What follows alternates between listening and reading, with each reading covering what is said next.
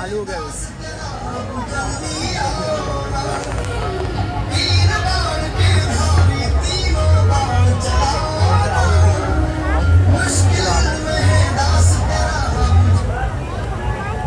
भीम के पोते और घटोत्कच के पुत्र थे।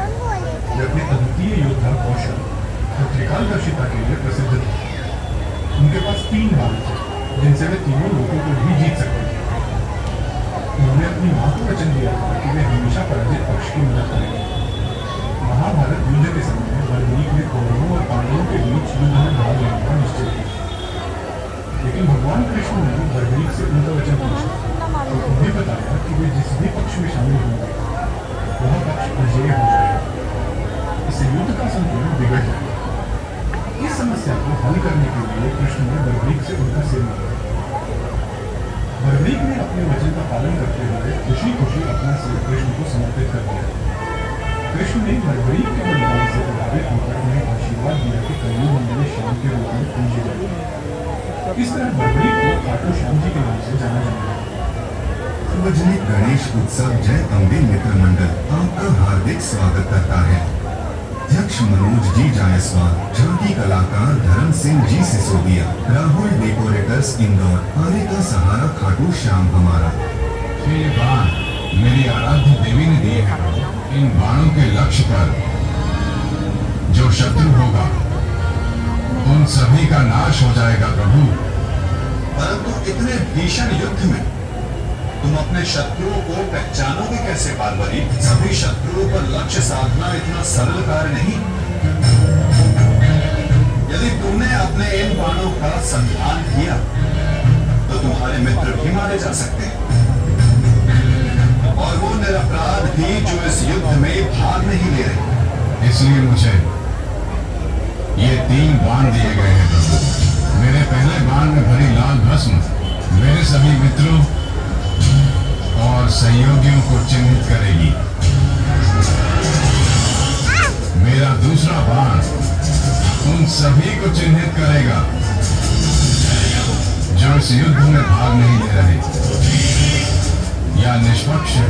और ये तीसरा बाण एक क्षण में उन सभी का अंत कर देगा जिन्हें मैंने चिन्हित नहीं किया, अर्थात मेरे शत्रुओं का नाश। असंभव, मैं नहीं स्वीकारता। प्रत्यक्ष को प्रमाण की आवश्यकता नहीं है माधव। मैं यहाँ हूँ, आप यहाँ हैं और मेरे बाण भी।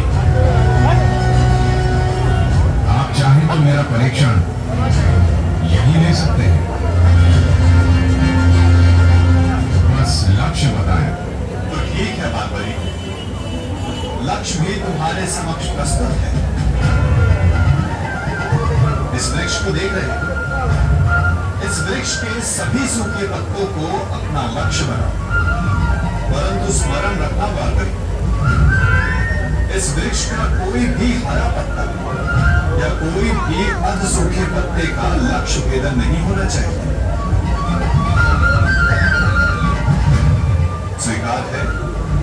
आदेश का पालन होगा।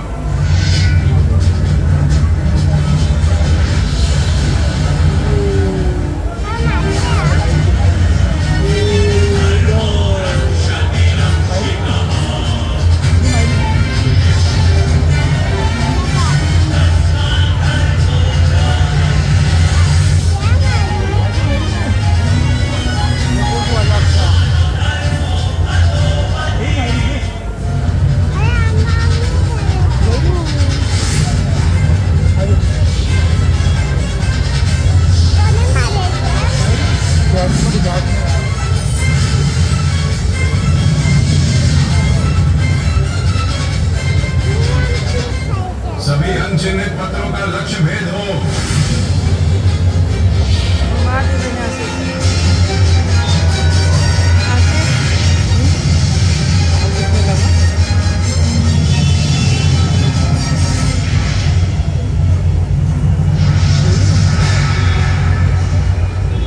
प्रतीत होता है कि कोई सूखा पत्ता शेष रह गया है पार्वती। तुम असफल हो। न मैं असफल हुआ हूं और न मेरा तीर कोई लक्ष्य छोड़ेगा।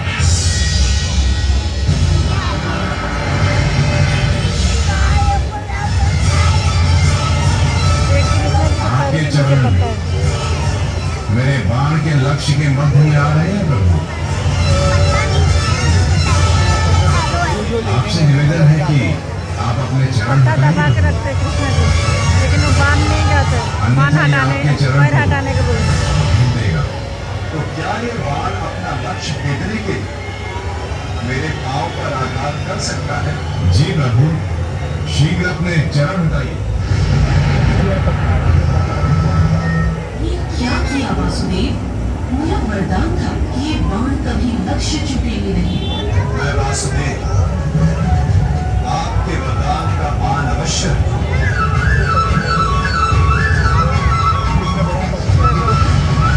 वो पत्ता के भी मार दी। देवी, आपका ये बाण मेरा चरण भेद नहीं पाता, परंतु वंश मेरे शरीर का ये भाग सबसे दुर्बल है।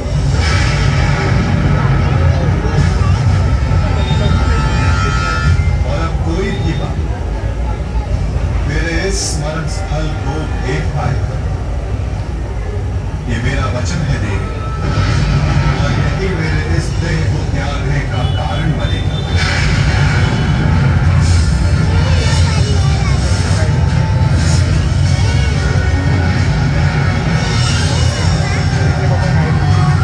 ये सत्य है कि बर्बरी के ये 3 बाण अमोघ हैं, परंतु धर्म के लिए ये सबसे अशुभ समाचार है विकोदर। ये युद्ध श्राप और श्रापितों के मध्य है, और इन बाणों का धारक बर्बरी हमारे लिए सबसे बड़ी समस्या बन चुका है। इसी कारण बर्बरी का अंत अब अनिवार्य है। इसका अर्थ अब अटल है। मेरे जीवित रहते मैं ऐसा नहीं भूले दूंगा। यही नियति है भी, और तुम ये भली भांति जानते हो। बर्बरीक का अंत अब अनिवार्य है, मुझे बर्बरीक का अंत करना ही होगा। मेरी आपसे विनती है प्रभु, मेरे पुत्र को उस कर्म का दंड मत दीजिए जो उसने अभी तक किया नहीं है। ये युद्ध एक यज्ञ है भारत। 3 के लड़के थे ना, बर्बरी, खाटू श्याम। त्याग और बलिदान देना, स्वयं के प्राणों का दान। आप ही कहते हैं ना प्रभु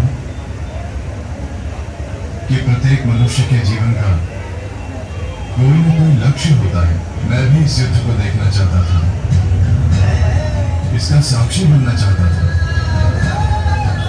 इस युद्ध का साक्षी बनने की तुम्हारी इच्छा मैं अवश्य हूं।